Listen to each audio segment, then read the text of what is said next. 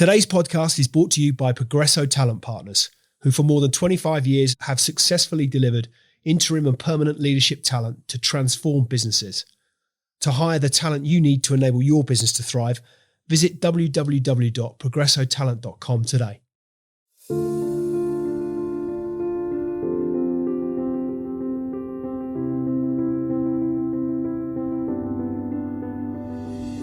Hey listeners, welcome to Extrology, Insights and Inspiration for a Life of Purpose. 2024 has been an incredible year of conversations with some of the most resilient and ingenious minds in the world of tech, business and beyond. So what's the story behind the story?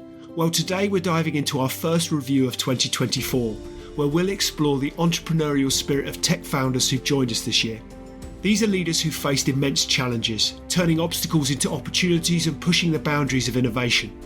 In this episode, I'll be reflecting on insights from some of our most inspiring guests and sharing the lessons you can take into your own life and work.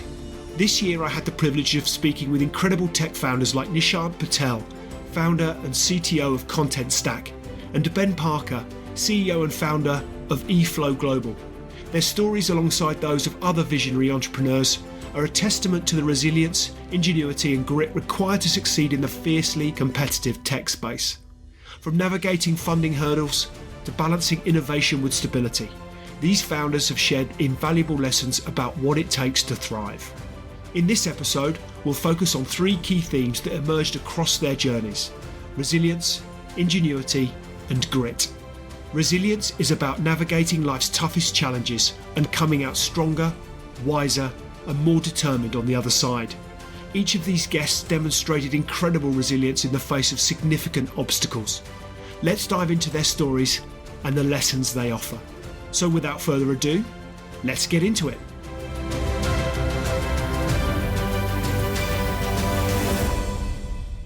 In episode 87, I spoke with Nishant Patel, CTO and founder of Content Stack. Nishant shared how personal and professional setbacks pushed him to innovate with data-driven platforms. His resilience was forged early, starting with a monumental move to the United States in his early teens. Listen as Nishant recounts how his family's leap of faith set the stage for his ability to adapt and thrive. And I came back to Mumbai, spent another 3 years, 3 to 4 years there. And then I had an opportunity to come to America. I guess my aunt, when I was born, she was already in America, and she, applied for this relationship visa or something. And it takes, 14 years or something like that for you to get the visa. So she had applied when I was born, and it came through. And at 14, my parents asked me, "Hey, do you want to move to America?" And I said, "Yeah, I do want to move to America." And that's because, if I remember correctly, it was World Book Encyclopedia. So my dad had bought me this, a set of books. This is pre-internet, right? So in the late 80s, so he bought me this book, and, it was, of course, everything in that book. A lot of the things in that book was from America. So I just went through all that, and, I had this sort of liking for, everything America. And so when the opportunity came for me to move, I said, sure, I'll move. So that's kind of my early journey. I ended up in Ohio. Have you ever had any kind of discussions with your parents shared with you the conversation they would have had 14 years prior with your aunt to say, okay, so we're having a son, we've had a son, we're going to send, we want to give him that opportunity to go to America one day. Had you ever had that discussion with them, or have you since? I did. And this is more to the credit of my aunt. I think they moved to America back in sort of, I think, the mid or late 60s.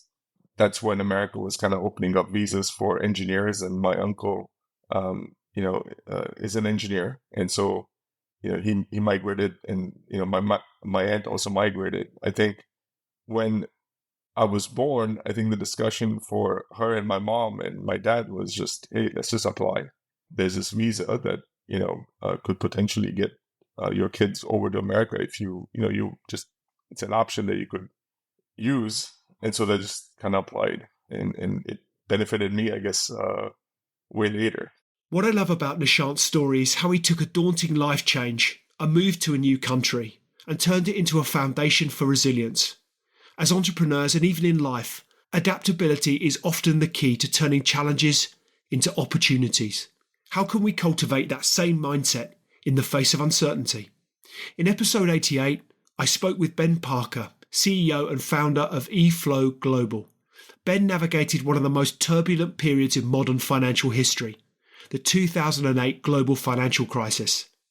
Instead of being overwhelmed by the chaos, Ben saw an opportunity to innovate and create solutions for the financial industry. Here's how he describes the resilience it took to start eFlow during such an unpredictable time. What's the story behind eFlow? Yeah, sure. Well, I think the story behind going into the city is a very simple one. I had a humanities degree from a reputable university, and that, that sort of got me in the door. I went into the city like a lot of people do. I ended up in working for a number of sort of small regional German banks, but in the UK, and worked in the middle office, so very much not the glamour world of being a banker as such. But one of the challenges that we had often, working in that space, I was essentially an operational role, was other than automation of other many processes within the bank, was essentially regulatory compliance was highly manual at the time, and there seemed a lot of need for automation, but not the desire within the industry. It was very much at the early days of a lot of financial regulation, and there was an opportunity to work outside of that. Actually, it goes back to my mother, who's actually still a shareholder today. She built a platform for an Australian bank in New York, and that we were able to acquire the IP. There was an opportunity to buy that, so I led the acquisition of that. And then we started off on our journey. Now, we weren't necessarily within regulation at that stage. We had a very small part of the business was regulatory compliance. But then 2008 came, and an opportunity for us. And obviously it was in the national media and all around the world in terms of the crash at the time. There was a real focus on regulation after that, and we saw an opportunity. And funnily enough, there was the same movement at that time to more cloud services, SaaS products, etc. And the finance world wasn't too keen to see a lot of its technology go into the SaaS or cloud space at that time. And so we were able to essentially move in that space with, there's this bit of thing called regulation, and we can automate that and put that data in the cloud, that's fine. And so we jumped on that, and we saw an opportunity, and from there we've gone from strength to strength. Ben's perspective really resonates with me. Sometimes the most challenging environments are where the greatest opportunities lie. It's not about waiting for the perfect moment. It's about finding clarity in the midst of chaos. This is a lesson we can all take, whether we're entrepreneurs or simply navigating life's unpredictability. Matthew Delahaye joined me in episode 104. Matthew is the CEO and founder of Employ and experienced one of the most dramatic disruptions a business can face. When COVID-19 shut down the hospitality industry overnight, his recruitment platform lost its core client base. But Matthew's resilience and ability to pivot kept the company afloat and ultimately reshaped its mission. Selling to hotels, restaurants, cafes, bars, pubs, go into the pandemic with a pipeline of these types of companies and a customer base of these types of companies. Of course, all of whom immediately stop hiring and then start cutting every cost they can. And probably top of that list is software to help you make more hires. So we went from ticking along fairly well to kind of dead overnight. We had some money in the bank, fortunately, and I remember having a pre-furlough, having a conversation with the team, being like, "This is really very bad for the world, sure, but like very, very bad for us as a company. I have no idea how long it's gonna last. We have a few options here. Like we can't keep paying you. We can call it quits now, and when this is over, if we're still around, we can come back together and you're still interested.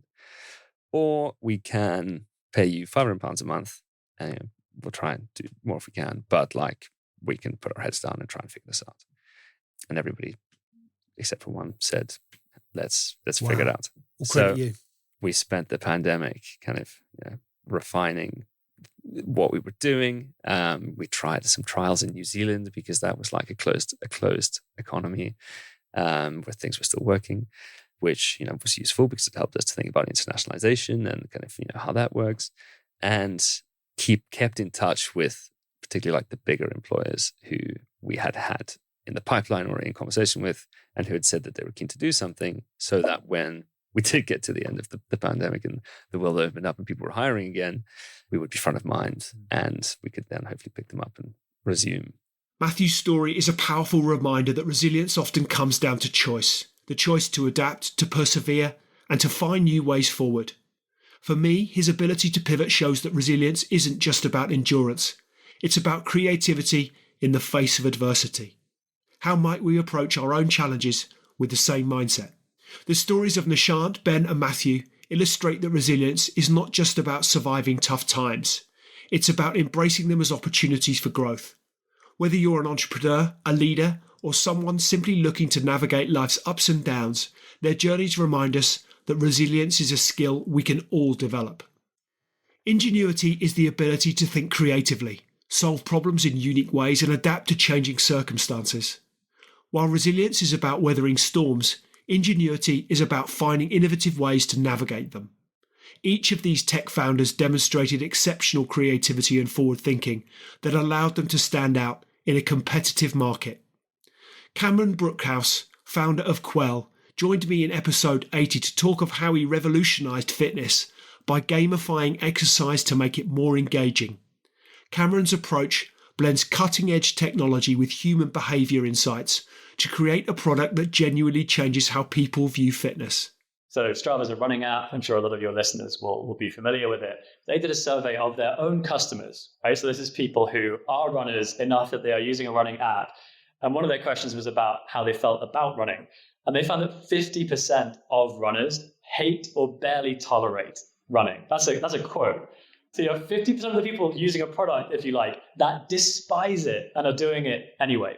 And so I decided to go really deep on this because it just felt like a really messed up space. And so we interviewed around, 100-ish people who identified as having problems with exercise. And we used that deep structure interview method where it was why, but then why that, but then why that. And you're really probing for kind of the core issues here. And a couple of really interesting insights emerged out of that. The first one is that, okay, so the question around like, well, if everyone hates the gym, why is everyone going, right? Or if everyone hates running, why is everyone doing it? And we realized that there's this category of exercise, which we've started calling default fitness. And default fitness is something that you do because it's low barrier, right? Like I don't need any special knowledge.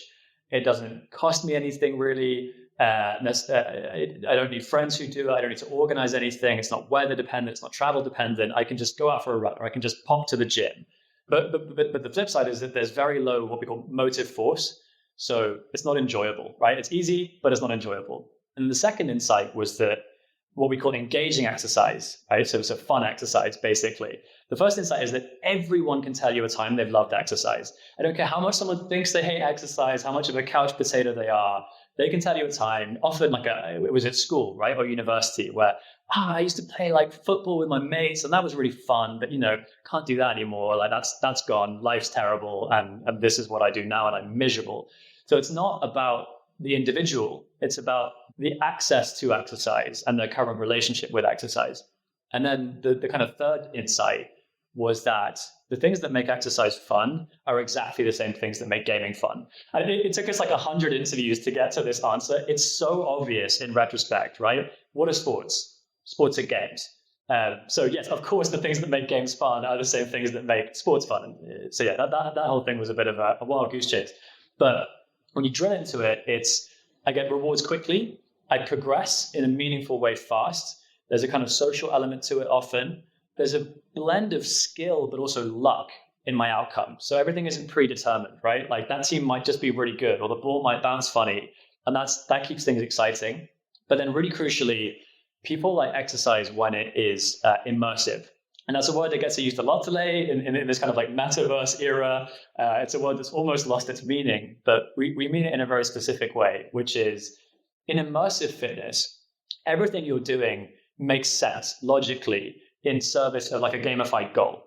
Cameron's story highlights how ingenuity often stems from seeing a common problem through a fresh lens. By combining fitness and gaming, he tapped into a niche that resonates deeply with people looking for enjoyable ways to stay healthy. His approach reminds us that sometimes the best ideas come from solving problems in unconventional ways. In episode 105, Richard Nilsson, founder of My Pet Go, talked about how he took his passion for pets and applied technology to solve practical problems for pet owners. His platform combines tracking, wellness insights, and AI-driven recommendations to improve pet care. I was a pet owner, am a pet owner. So I have a 10-year-old Maltese. He was 6 at the time. So this is 4 years ago. And I said to myself, I was looking at the macro and the micro for the pet industry. And I was fascinated with how incredibly analog it still was. And so to me, what I'm doing now is more or less a rinse and repeat, in that I'm taking something that was very analog and bringing it online, right? Now, the difference is I'm not Web 1 and 2 anymore. I'm gone into Web 3. So it's very artificially intelligence driven, like all our models are AI. We do have a wearable that looks something like that, and it goes around the neck of a dog. We're a canine only offering at the moment, but working on a cat solution as well. So there will be a feline offering. But essentially, the idea was, look, there is a big opportunity to take this analog industry that is growing really quickly, where the audience that I understand, they look at their dog or cat as a fur baby, and they're spending big amounts of money on it. And everything I read, everything I kind of, the research I did was kind of pointing to this notion that this is an industry that's going to have tremendous growth. It needs some serious digital transformation, something I did, and I did it for Berta as well. And I had done it at some sort of scale and across multiple countries, and it was, quite proven, right? I mean, at the end of Berta, I expanded the Lifestyle Asia brand to Delhi and Mumbai, and even a Paris edition that was both in Mandarin and English. So, it kind of had legs, right? So that was how it started. I mean, I love my dog to death as much as I love my human boy. I have a human son as well, and obviously, if I have to choose one, it would be my son, the human son, not the dog. But the dog is very close behind, right? I mean, it's a family member, so I can resonate with the thinking of this audience. I like the macro, micro. I understood digital transformation, and that was needed, and everything kind of pointed in that direction. What stands out in Richard's journey is how he blended practicality with emotion. His story reminds us that ingenuity isn't just about solving problems. It's about creating something that people genuinely connect with on a personal level. Back to Matthew Delahaye in episode 104, where Matthew emphasised using technology to enhance the human side of recruitment. By focusing on empowering people rather than replacing them, Employ has carved a unique niche in a competitive market. And I think one of our fundamental beliefs, or kind of cornerstone philosophies, is that we should be using technology to free up people to be more human, for putting the human back in human resources. So how do you use automation and tech to automate stuff that is mindless and repetitive and doesn't need human creativity to do, like distributing your jobs, or like helping answering questions around an application process, so that in fact you can spend your time on the phone, or like doing interviews, or engaging with people. So that is kind of none of the AI that we put in, or the kind of candidate filtering is automatic in terms of its like removal from the process. It is more suggestive. The fundamental point is leveling up the candidate job internet to the level of the consumer internet, and then using tools to give people time back and to help them achieve better outcomes. Matthew's story shows how ingenuity doesn't always mean reinventing the wheel. Sometimes it's about refining existing processes and making them better for the people they serve. His approach is a powerful example of how tech can be innovative and deeply human. Ingenuity teaches us to approach challenges with creativity and fresh thinking. Whether you're innovating in your career, your personal life, or your community, the stories of Cameron, Richard, and Matthew remind us to think outside the box and solve problems in ways that bring value and connection. While resilience is about enduring and adapting to adversity, grit is the sustained perseverance and passion to pursue long-term goals. It's what keeps you moving forward even when progress feels slow and the road ahead is unclear. Let's dive into the stories of founders who exemplify grit. Bartosz Skwarczek, CEO of G2A, faced significant challenges in building a global gaming marketplace from the ground up. In episode 86, despite early failures, Bartosz describes staying committed to his vision, learning from setbacks, and using them as stepping stones to success. We started buying, selling games, and within 2 years, we were one of the leading seller in Europe of World of Warcraft, Blizzard game. So I was knocking the door, literally, all the doors to the big publishers, saying, hey, hello, please see me. I am here. We would love to have an official agreement with you. We are an online store, and we would love to work with you directly because we were buying games from wholesalers and different kind of retail sellers, etc. And the gaming industry was and is very hermetic. And I was traveling around the world, all the trade shows, from the United States to Germany to Korea to Japan, everywhere. And nobody wanted to talk to me. Like nobody, literally. No big publisher gave me a shot. They were saying, we already have wholesalers, go on. And we were frustrated because we wanted to do the business, scaling it, but we couldn't. So we figured out, okay, we changed the business model. Let's build a marketplace. Because the marketplace business model, you have a lot of sellers. Everybody can sell, everybody can buy. They just have to follow terms and conditions, the law, period. And that was 2014 when we did the pivot.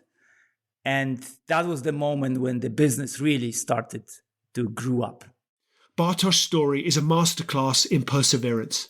He reminds us that grit is not about being fearless. It's about embracing fear and moving forward anyway. His journey is proof that success often comes down to who's willing to keep going when others stop. Ivan Lebeau's journey is a testament to grit in the face of industry challenges. Ivan joined me in episode 96 and talked of building a cloud gaming platform that required balancing technical innovation with business acumen, all while facing fierce competition. If you go back to the early days of GameStream, what were some of the major challenges that you faced whilst establishing the business, and how perhaps did you overcome them? Oh, the biggest challenge was the COVID, of course. Right. Because during the COVID period, we did not know if it would end after 6 months or 1 year or 2 years. And we didn't have the same COVID period in all the countries where we are deployed, meaning that we could not send an engineer in other countries during 2 years. So we had to maintain and we had to develop our services in many countries where we could send nobody, because remember, you had no flights, you had no planes to go in Indonesia or in Middle East or whatever. And during this period, we had to hire a lot of people as well. And it was difficult to hire new talents that could not meet with the rest of the team. And they had to work remotely and honestly, setting up a company culture with people that you never meet and that are only working with you remotely, it was very challenging for me, especially in my case, because I love human contacts and I had to learn how to have another style of management with managing the people remotely. That's a really interesting point. I'm really interested to understand how, therefore, you evolved your management style, perhaps how it impacted your management style in order that you could continue to develop the kind of culture you were keen to develop. You also ensured that kind of social interaction, which clearly is important to you. But how do you feel your management style evolved as a consequence? You know, when we started, we were just like 2 people, then 3 and 4, then 10, then 15, 20. One day we wake up, we were 30 and then 50 people working together. So, and it went very fast. And so, yes, I had to adapt my management style, definitely. When we started, I was very interested in every detail, and it was difficult to delegate. And then by chance, I could hire the top management I just mentioned. And thanks to that, I was very happy to delegate some part of the management to other people, and they are very, very good. So it went naturally by the trust, the trust with the management. You have to learn that you need to keep, you can't control everything, and that you need to let it go, and to let other people decide for even top questions, because they are just better than you are, and that they are more focused on these topics. Ivan's perspective is a reminder that grit isn't glamorous. It's hard work day in and day out, driven by a deep belief in what you're building. For anyone chasing a long-term goal, his story is an inspiring example of the power of persistence. Returning to Ben Parker, his story of navigating the 2008 financial crisis is also a story of grit. Starting a company in such a challenging environment required not only resilience, but an unwavering commitment to his vision. So what were some of the hurdles that you faced in those early days?